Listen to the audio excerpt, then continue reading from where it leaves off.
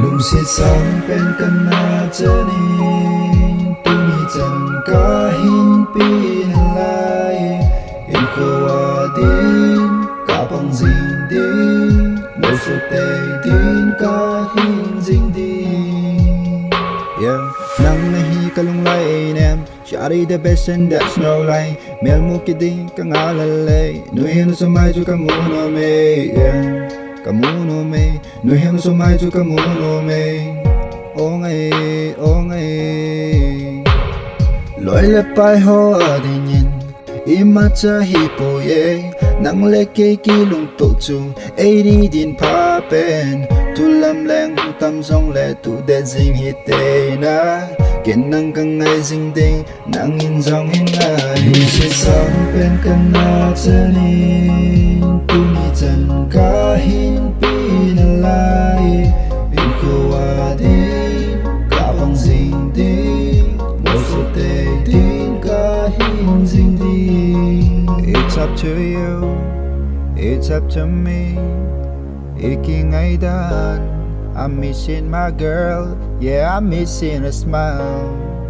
She got a key to my heart, yeah, key to my heart.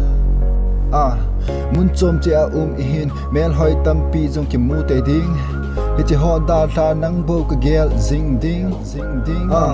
Muốn chôm chia ihin mel hoi tampi jong ki mu te ding he chi ho da tha nang bo ka gel zing ding.